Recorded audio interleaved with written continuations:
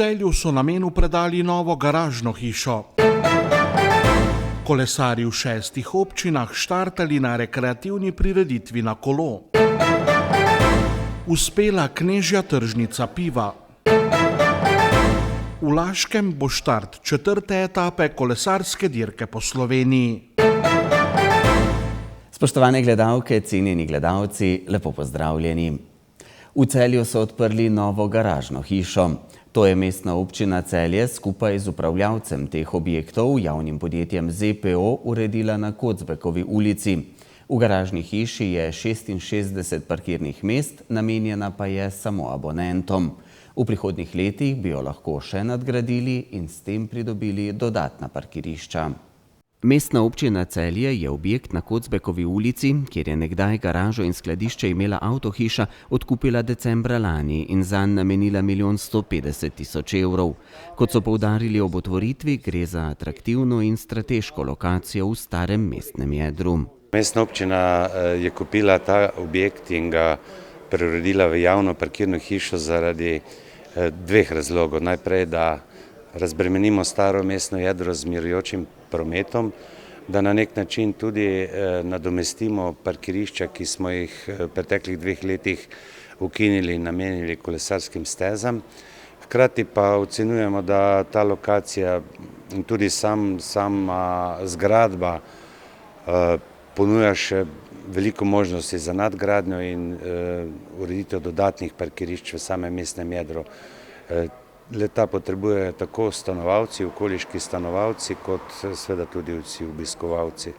Parkiranje v novi garažni hiši bo stalo 60 evrov na mesec, namenjena pa bo izključno abonentom. Kratkotrajno parkiranje tu zaenkrat ne bo mogoče. Ta parkirna mesta so širša, kakor v ostalih 2 garažnih hišah, že po novih kriterijih. Imamo jih 66, od tega 6 za električna in hibridna vozila, ki si jih lahko polnejo skozi noč ali dopoldan, kakor hočete. Poleg tega imamo pa še 3 parkirna mesta za motorje. Dobra polovica parkirnih mest je že oddanih, morebitni interesenti pa lahko najem sklenejo v ZPO-jevi prometni pisarni v parkirni hiši Glazija. Na Mestni občini Celje razmišljajo tudi o morebitni nadzidavi objekta in ureditvi do 4-nadstropne garažne hiše, pri čemer želijo ohraniti zunanje igrišče, ki ga ima 3. osnovna šola na strehi objekta. Načrtujemo nadzidavo z nekaj etažami in bi potem ravno tako na strehi uredili športno igrišče, ki ga bližnja 3. osnovna šola seveda nujno potrebuje za izvajanje pouka, pa ne nazadnje tudi za otroke, ki stanujejo tu blizu. Tako da, če se bomo lotili nadgradnje, potem bo v vsakem primeru na strehi tega objekta tudi športno igrišče. V Celju sicer načrtujejo še izgradnjo garažne hiše ob železniški postaji na ulici 14. divizije, širiti želijo obstoječo na Glaziji, med željami pa je tudi podzemna garažna hiša za Knežjim dvorcem.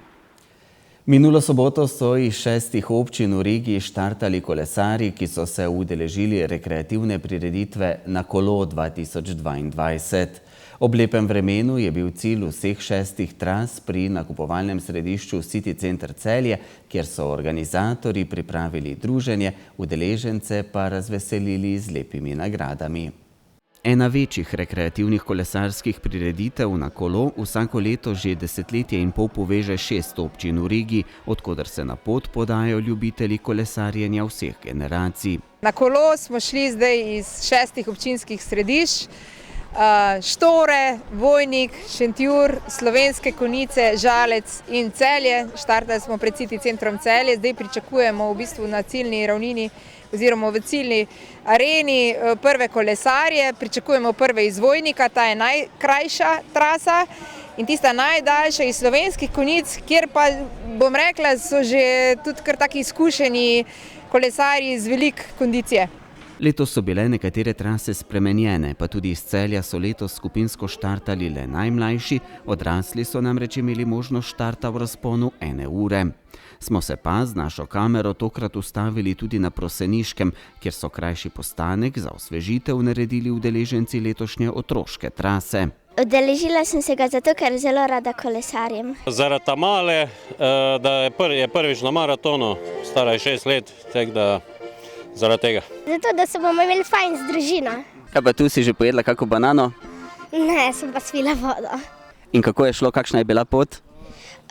Zelo fajna in tako, da smo lahko v miru peljali se in smo se imeli fajn. Odlično, sploh v hrib. Šlo je zdaj, prav fajn, na vrek pa navzdol. Cilj vseh trans je bil tudi letos pri City centru v Celju, kjer so se srečali kolesarji iz vseh vključenih občin. Glavni namen dogodka je namreč druženje in povezovanje. Poskrbeli smo tudi, da bo druženje prijetno. Vse v cilju čaka topla malica, letos restauracija Interspar pripravila topel obrok. Smoothie Bike v sodelovanju z zavodom Vozim in projektom Celje se pelje s kolesom.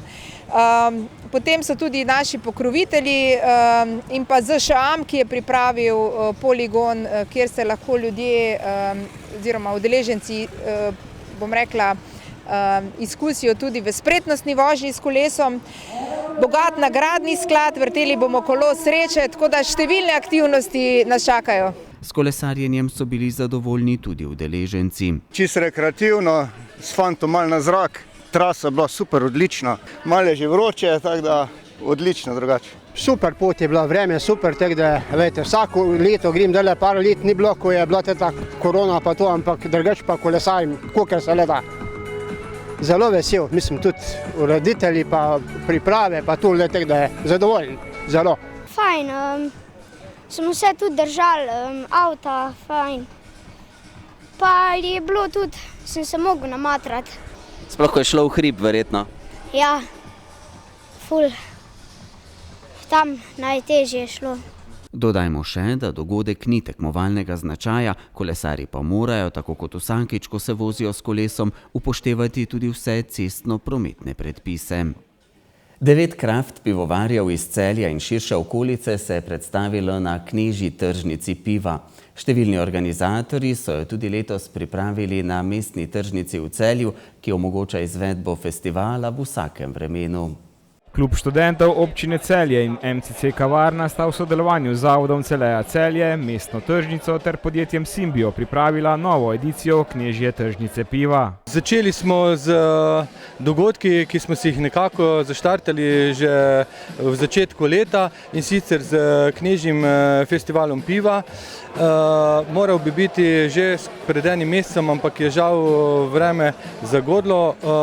Ni bilo problem v dežju, ampak v nizkih temperaturah, tako da ga izvajamo danes, ko so temperatura in pa vreme idealni za to vrstne dogodke. V soboto popoldan je obiskovalce na mestni tržnici razveseljevalo kar 9 kraft pivovarjev iz Celja in širše okolice. Domačini so protagonisti, fabrika piva, potem so Green Gold Brewing iz Grušovl, iz Arje vasi so Klef, potem imamo pa Time Brewery iz Radl, Skubir iz Šoštanja, Baruti so iz Kamnika, Old Franz Brewery iz Slovenske Bistrice in pa Karakter s temnim pivom iz Laškega. Knežji festival piva se je med Celjani in okoličani dobro prijel in so ga vzeli za svojega. V tem smislu, da delamo v redu, ker imajo eni Celjani, bom rekel 30 plus, to že kot letni ritual, ne? In so rekli tudi, ko smo maja predstavljali, da bi oni prišli kljub dežju, ne? Tako da mislim, da ja, da je to tista uvod v poletje, da malo vidiš kaj novega na pivski sceni, tako da upam, da naslednjo leto bo še kak pivovar več. Mare in Timotej sta tudi tokrat poskrbela za glasbeno kuliso. Imamo pa srečo, tako da letos imamo pa še argentinski tango, ker imamo v Celju Petra Kopača iz Argentine. Že ime pove, da so njegovi starši oziroma starši iz Slovenije in Peter je zdaj tu s svojim kolegom, tako da bo med 7:30 in 8:30 nekje še pol ure uživo argentinski tango, tako da ja, za vsakega nekaj. Klub študentov občine Celje je prav tako vpet v organizacijo dogodka. Ja, že vrsto let sodelujemo tako z pomočjo raznih študentov kot delovne sile. Tudi sofinanciramo določene stvari, pomagamo pri projektih. Delujemo trenutno, samo danes smo imeli že, je tole 3. projekt. Zjutraj smo imeli študentsko kuhinjo, kjer smo študente učili kuhanja.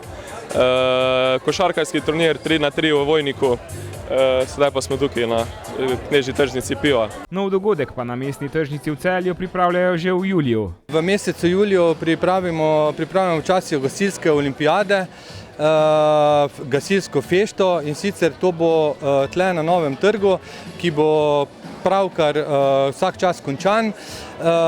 Tle se bo odvijala fešta zjutraj, od jutra do večera, do 24. ure. Prisotni bojo DJ in pa tako kot danes nekaj kraft pivovarjev, Stari Pisker in pa Oštirka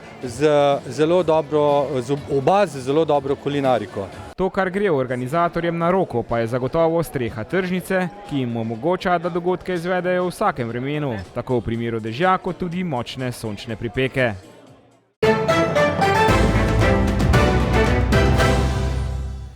Do začetka 28. dirke po Sloveniji je le še dober teden dni. V občini Laško so danes podrobno predstavili 4. etapo, ki bo imela štart v Laškem in cilj na Veliki planini. 18. junija bodo kolesarji na 4. etapi prevozili 152,5 km z veliko višinske razlike. Občina Laško je partner dirke po Sloveniji že več kot desetletje.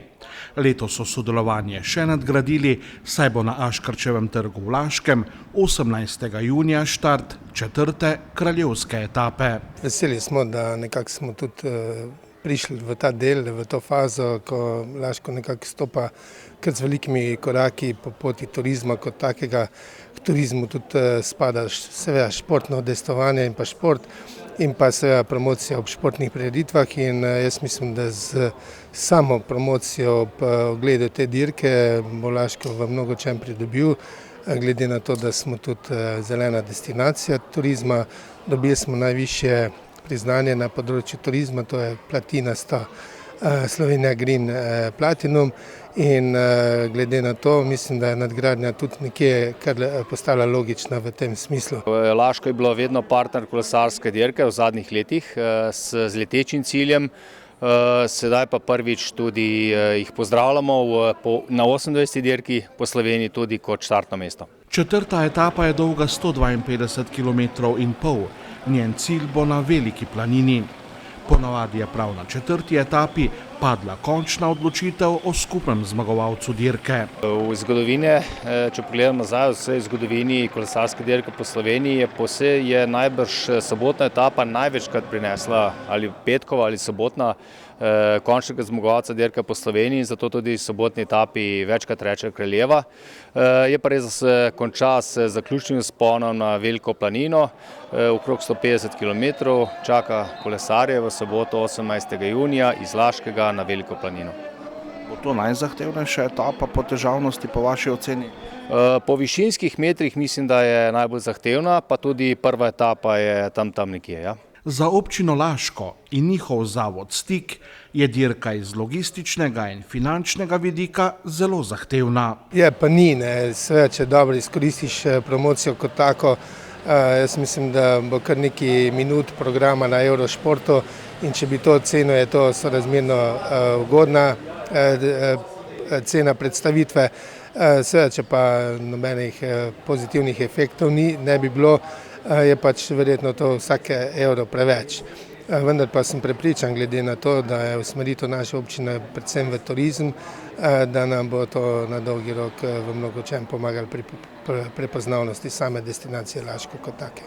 Dirka je kar ena ogromna organizacijska gmota z ogromno ekipami, ki jih moramo tudi v tem našem Laškem, ki je dokaj malo mesto z ozkimi ulicami, tudi namestiti.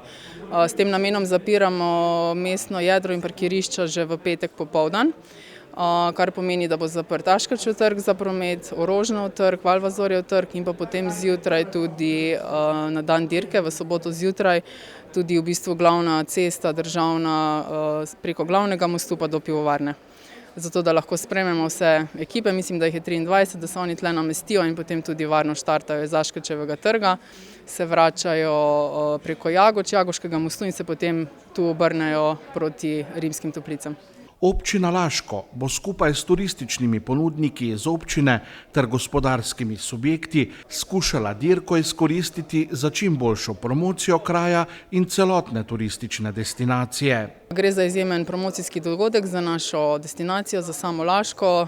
Tu govorimo v prenosu preko Eurošporta, sam štart je potem cirka 2 uri prenosa zagotovljenega in pa tudi celotna trasa, v bistvu je kar en tak lep del začetka preko Laškega. Hkrati pozivamo vse domačine, vsi, ko so tle blizu, da pridajo na sam štart, da spodbujajo tekmovalce, kolesarje. Zagotovili jim bomo tudi navijaške pripomočke, tako da bodo lahko še res bolj zavzeto navijali zanje. V Laškem upravičeno pričakujejo velik odziv ljudi na štartu in ob progi, saj bodo imeli edinstveno priložnost, da v živo spremljajo med drugim tudi številko 1 svetovnega kolesarstva Tadeja Pogačarja. Na dirki bo številka 1 svetovnega kolesarstva Tadej Pogačar plus kar nekaj Slovencev, med njimi velja omeniti seveda tudi Mateja Mohoriča in pa vse skupaj bo nastopilo 150 kolesarjev nekje iz 22 različnih ekip. Štart 4. etape bo ob 11. uri. Najhitrejši naj bi bili na cilju na Veliki planini okrog 15. ure. V 43. letu starosti je umrl nekdanji slovenski nogometni reprezentant Goran Sankovič. Celjski policisti so ga v soboto našli mrtvega, potem ko se je v petek dopoldne odpeljal neznano kam. Sankovič je svojo kariero začel v nogometnem klubu Celje, za katerega je do leta 2001 odigral 119 tekem in dosegel 2 gola. Kasneje je bil član praške Slavije ter grških klubov Akratitos in Panionios.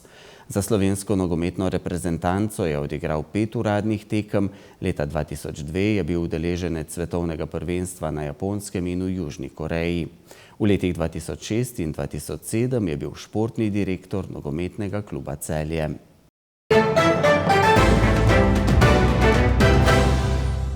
Jutri bo sprva sončno, popoldne pa spremenljivo do pretežno oblačno s plohami in nevihtami, ki se bodo nadaljevale v noč na sredo.